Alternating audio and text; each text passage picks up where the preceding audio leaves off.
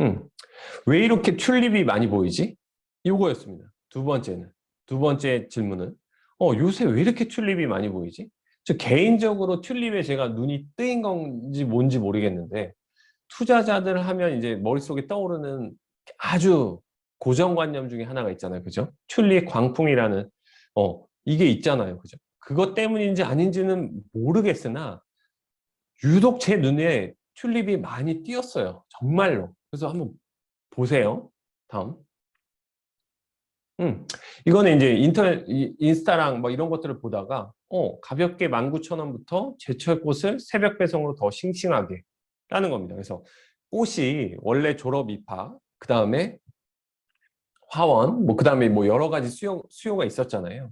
이런 것들이 코로나19 팬데믹에 굉장히 큰 타격을 받아서, 오히려 개인 시장에 입각한 뭐 이 시장으로의 좀 포지션이 옮겨오고 있죠. 그래서 집에 꽃을 가져다 놓는, 이런 것들로 시장을 지금 다시 변화시키고 있는 중인 것 같아요.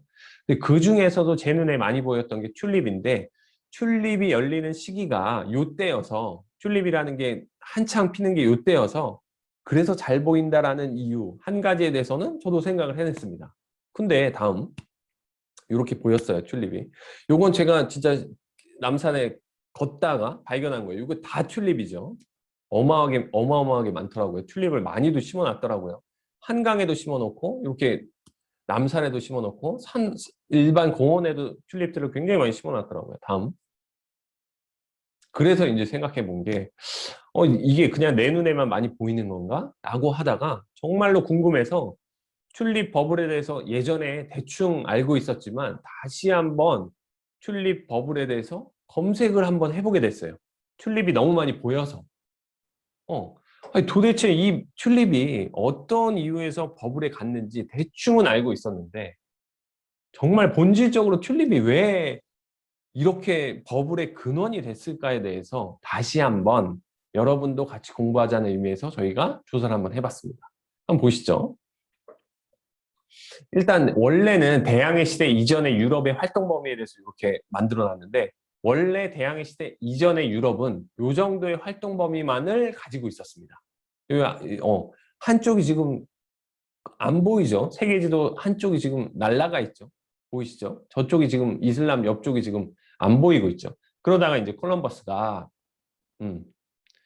1492년에 아메리카 대륙을 발견하죠. 여기 넘어가게 되죠. 네. 그리고 바스코 다가마가 어디를 가죠? 희망봉 정봉에 나서면서 네. 새로 1497년에 인도를 발견하게 되죠. 이쪽을 희망봉을 개척하게 되죠.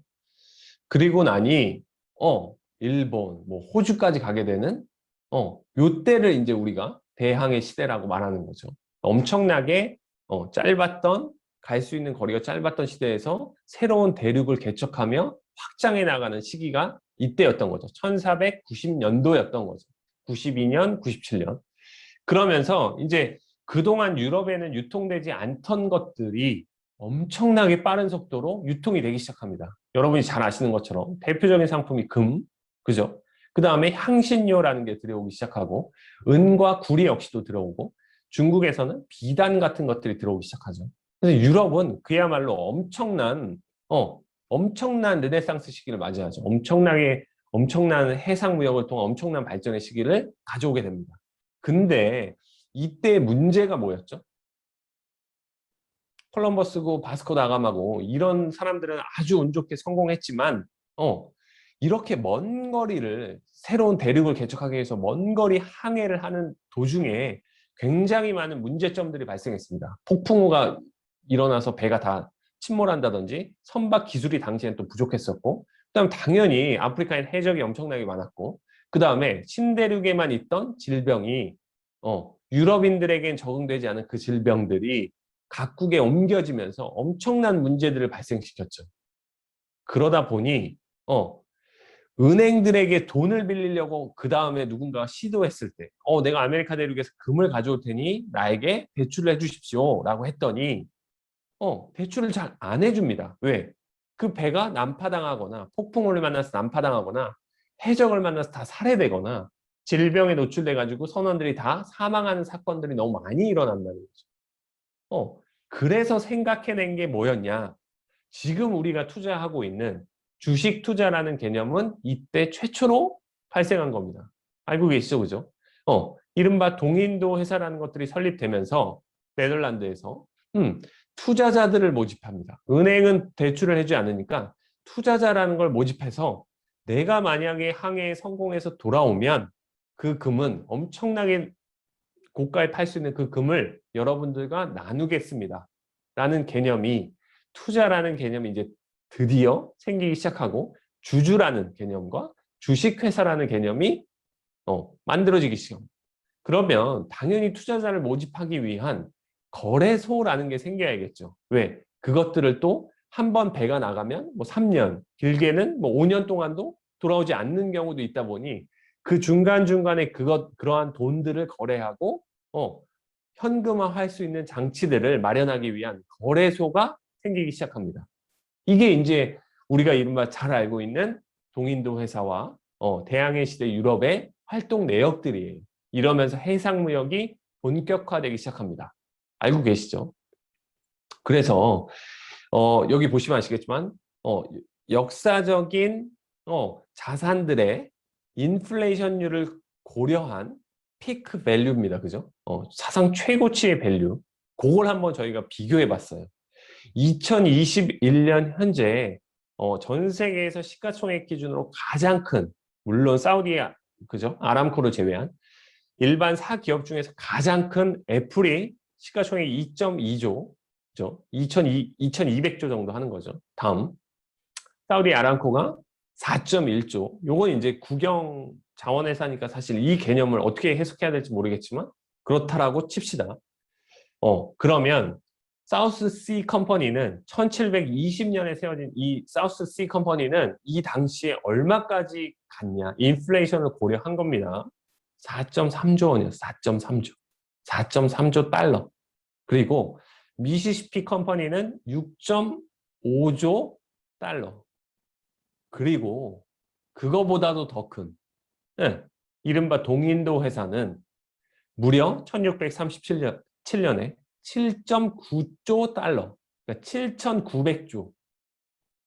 7,900조. 지금 애플과 비교하면 무려 거의 한 4배 가까운 밸류를 받고 있었다는 거죠. 이해되세요? 그러니까 인플레이션을 고려해서 수정을 한 겁니다. 요거는. 네. 그런데 웃긴 건 뭐냐? 이걸 봤더니 지금 애플의 시가총액은 앞으로 뭐 2배, 3배 이상도 충분히 가겠구나라는 생각 첫 번째 들었고요. 두 번째는 뭐냐?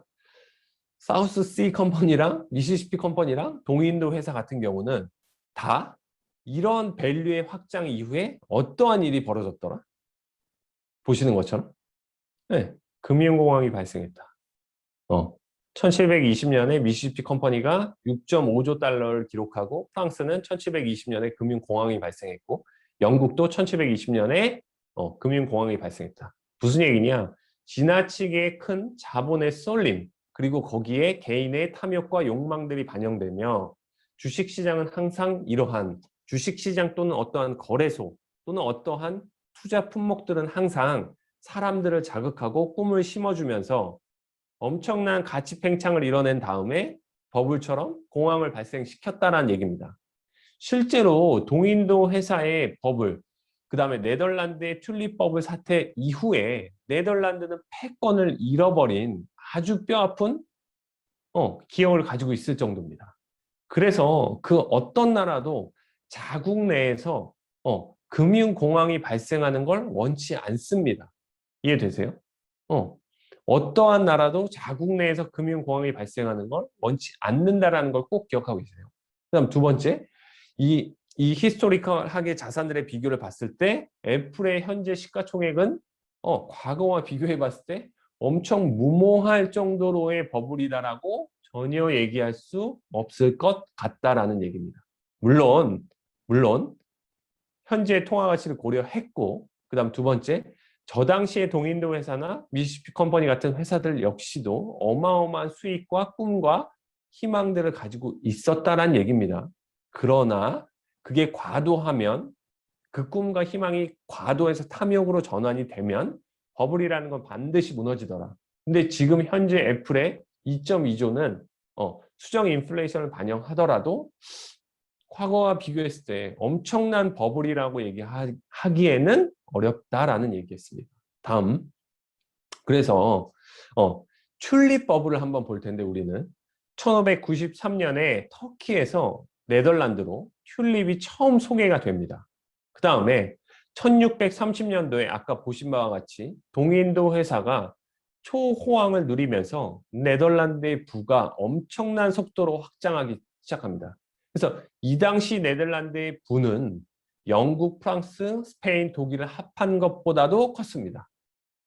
그러다가 특히 품종을 개량한 특이한 색의 무늬를 가진 이 튤립이 귀족들 사이에서 유행을 하기 시작합니다. 그래서 여러분도 요새 인증샷을 찍고 플렉스를 하고 미술품 또는 비트코인 또는 가상자산이 유행하는 것과 잘 한번 연관시켜서 생각해 보세요. 이 당시 사람들도 이 당시엔 사진술이 발전하지 못했다 보니까 귀족들이 화가를 시켜서 그림을 그리게 해서 플렉스 인증샷을 남겼습니다. 1630년도에. 네덜란드의 갑부 여성은, 귀족 여성들은. 네, 똑같아요. 무려 400년이 지났지만 모습은 동일한 것 같습니다. 튤립의 특이한 색, 그 중에서도 튤립이 아주 특이한 색을 가진 이 튤립이 유행을 했는데 사실 그 특이한 색은 질병에 의한 거였어요. 바이러스에 의해서 생기는 특이한 색이었던 거죠. 그래서 이걸 인위적으로 번식하기가 어려웠기 때문에 공급의 한계가 있었습니다. 공급의 한계. 뭐랑 또 지금 유추해 보시면 막 연상이 되죠.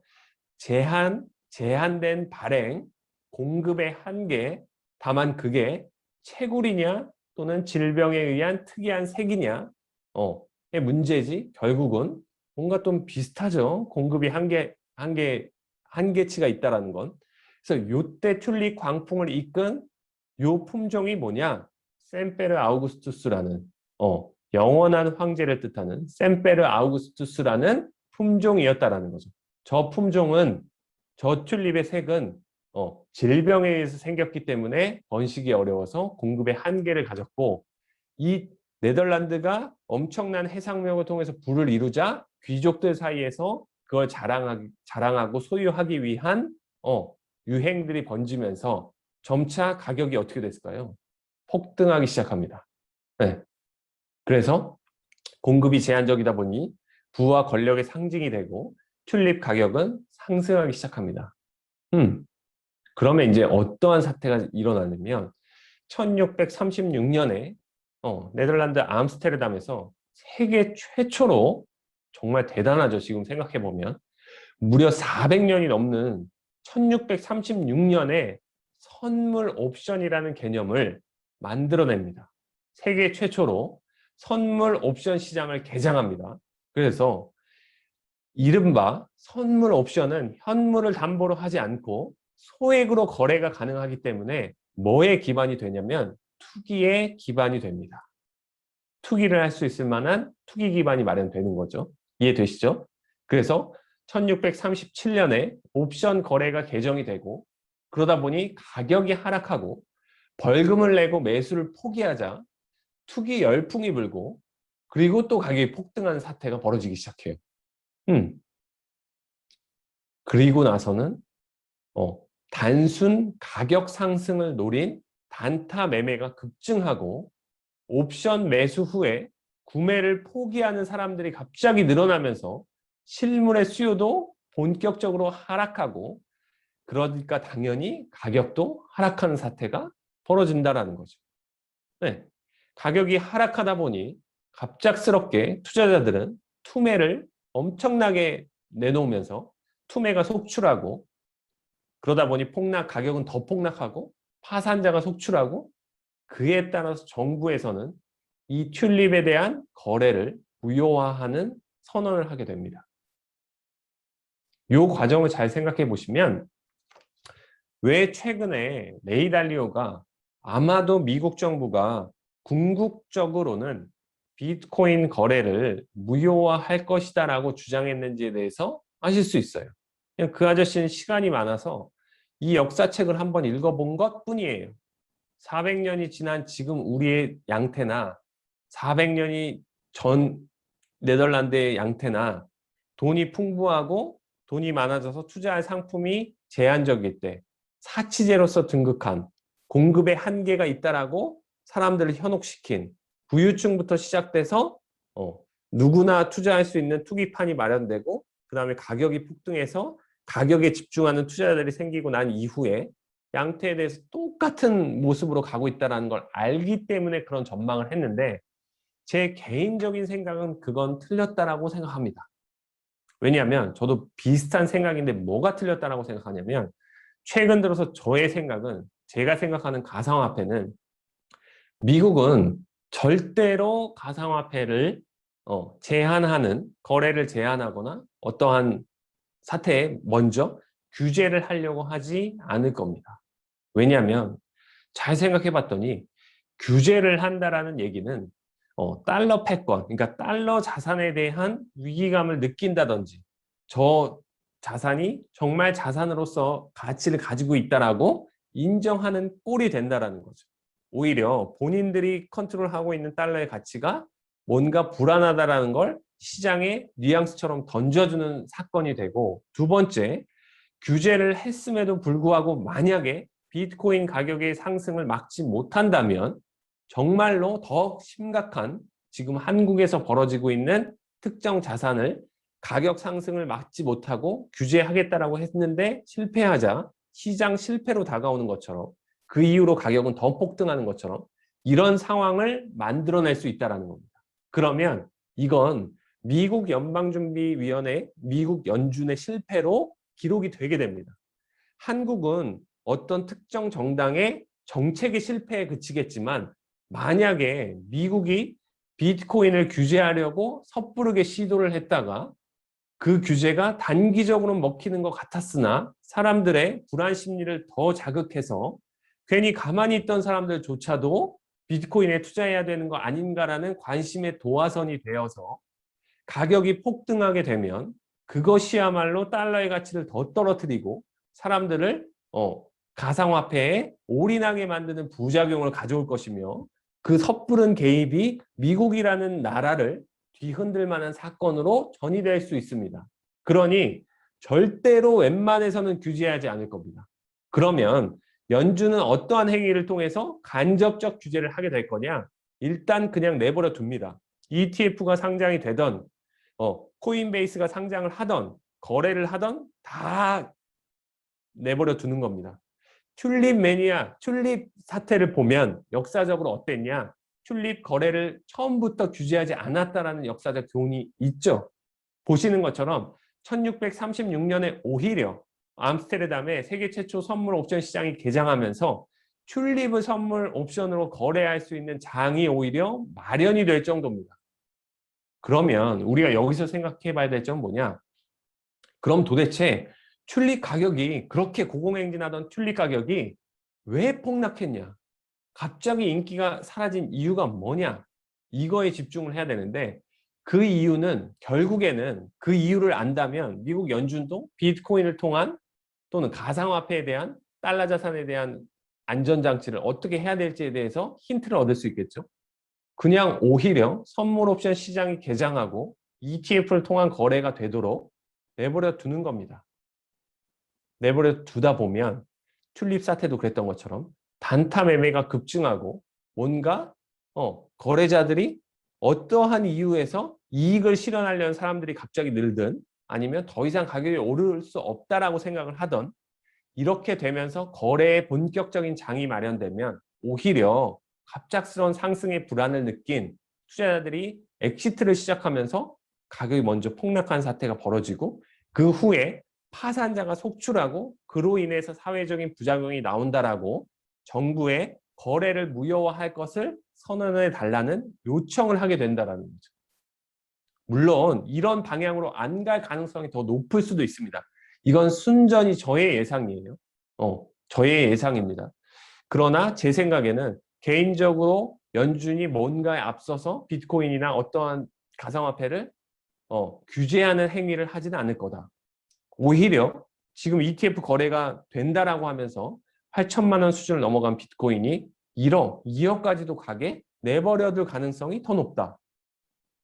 그러면 기존에 투자한 사람들이 엑시트 하려는 수요, 그 다음에 투기 세력들의 진입, 그리고 단타 매매의 급증에 의해서 가격 변동이 심화되고, 그러는 사이에 연준은 뭘 하면 되냐면 그 가상화폐 자산, 튤립 자산이 가격이 폭등하고 폭락하는 사이에 연준은 미국을 정상화하는 데에만 포커스를 맞춰서 비트코인 가격이 급등 급락을 하던 뭐 하던 어느덧 미국이라는 국가가 백신 보급과 함께 정상 국가로의 전환이 잘 이루어지면 금리는 어느새 3, 4% 올라와 있을 거고, 3% 수준의 금리가 됐다면 이제 선수들부터 엑시트를 시작하면 이미 그 시장은 알아서 가격이 하락하고 투매가 속출하고 폭락해서 적당한 가격에서 새로운 시장을 여는, 그러다가 너무나 많은 폐해가 발생했을 때 오히려 정부에게 이거 거래를 무효화하라는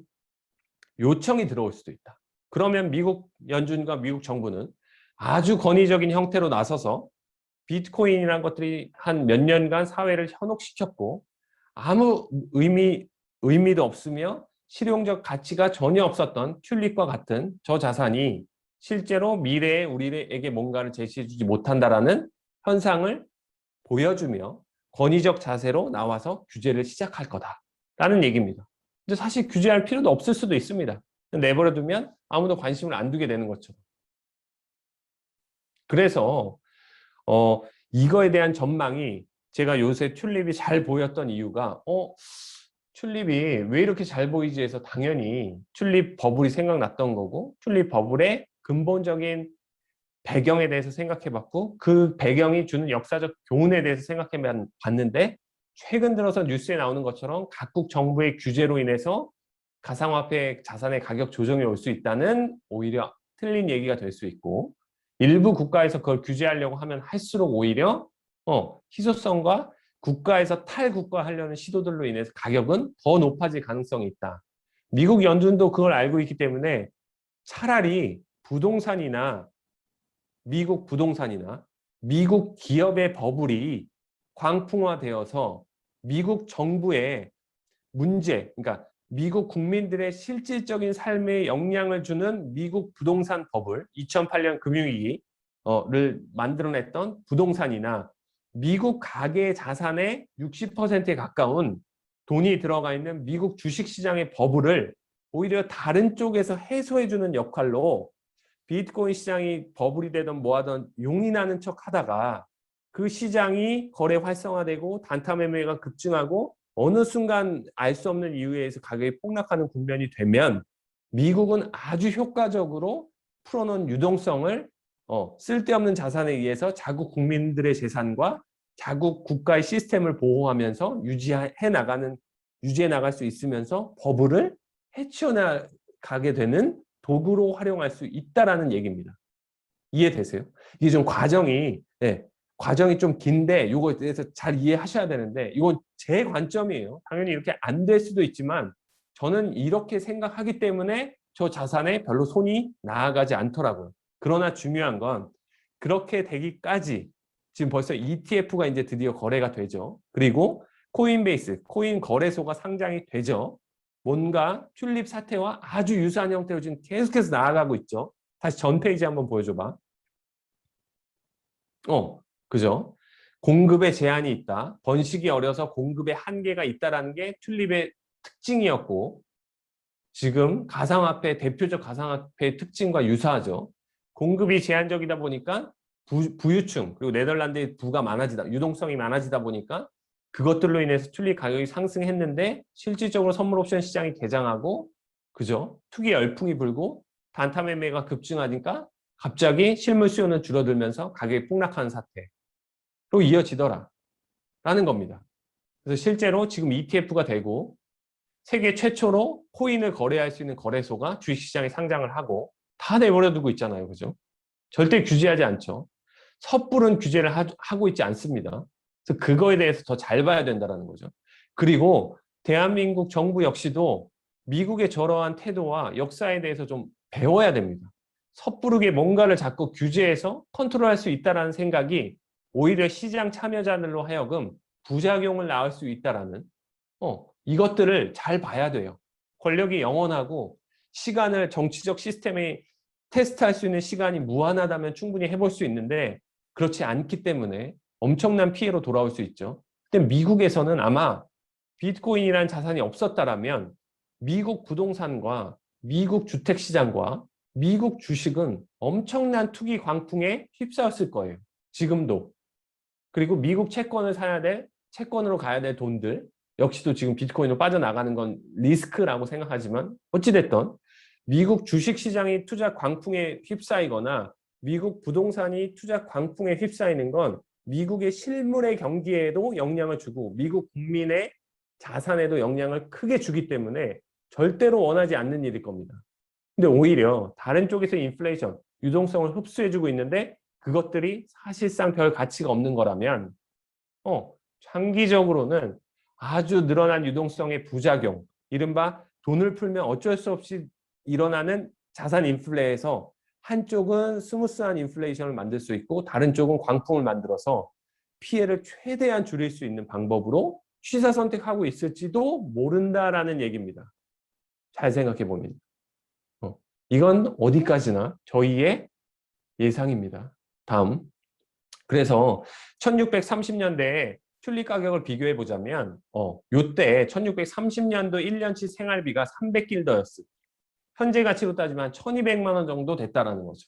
근데 이 튤립의 가격이 얼마까지 갔느냐? 얼마까지 갔을까요? 네. 이 튤립 한 뿌리가 3000길더까지 갔습니다.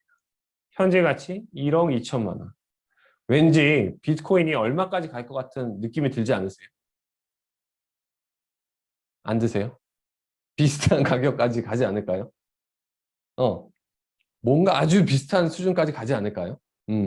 얼마까지 지금 왔죠? 그리고 실제 튤립도 그리고 비트코인도 현실 세계에서는 뭔가의 가치를 만들어내지 못할 거라는 건 아주 비슷하죠, 그죠? 그래서 굉장히 유사하다라는 얘기입니다. 그래서 튤립 가격 지수를 한번 보시면 1634년도에 이렇게 시작하다가 어디까지 가냐? 선물 옵션 거래가 도입되니까 36년도에 갑자기 폭등하기 시작합니다. 그죠? 그러다가 옵션 거래가 개정되고 그러고 나서 이 상태로 된 다음에 거래 무효화가 선언이 되죠. 이게 이제 우리가 역사적으로 알고 있는 튤립 광풍입니다. 이해되세요? 그래서 한번 내 눈에 왜 이렇게 튤립이 자주 보이지? 라는 거에 대한 해답. 내가 뭔가 버블을 의식하고 있나? 라는 생각과 과거 튤립 사태에 대한 리마인드로 대체할 수 있었다라는 얘기였고요. 요거는 이제 어떤 지수냐? 뭐예요? 닷컴 버블 사태죠. 그죠? 네. 다음. 되게 유사한 모습을 보인다라는 거죠. 그죠? 네. 거의 대부분의 어떠한 이런 것들이 아주 유사한 형태를 보이는데 닷컴 버블이라는 건 기술 사회로의 전환, 기술 사회로의 전환에 시초가 됐던 자본의 확충을 할 수 있는 계기가 됐고 이 당시 닷컴 버블에 당연히 피해를 봤지만 이 당시 기업들이 지금 현재 20년 후에 미국을 주도하고 있는 기업들로 다 성장해 나갔다라는 점과 튤립 버블이 남긴 폐해는 네덜란드를 패권국에서 이제 권력을 잃은 국가로 대영 제국에게 패권을 넘겨주는 계기로 만든 아주 뼈아픈 역사를 가지고 있다는 얘기입니다. 튤립의 사태가 남겨주는 교훈이. 그래서 버블이 일어나더라도 자본시장을 통한 어떤 자본 확충을 통한 실물 경기를 개선할 만한 유익한 쪽으로의 버블이 유입되는 거랑 유동성이 흡수되는 거와 쓸모없는 쪽으로 유입되는 건 좀 다르다. 그래서 자산 시장의 인플레이션을 자꾸 외치면서 유동성을 외치면서 뭔가 공급이 제한됐다라고 자꾸 꼬시면서 뭔가 자꾸 규제한다고 하니까 빨리 사야 될 것처럼 느껴지면서 하고 있는 것들의 특징을 한번 살펴봤습니다. 그래서 어떻게 될지는 예상할 수 없지만 대충 그림은 그려지더라. 나는 그 전에 충분히 먼저 선제적으로 엑시트 할 수 있다라고 생각하시는 분들은 도전해 볼 만하지만 저는 할 수 없다라는 얘기였죠. 다음.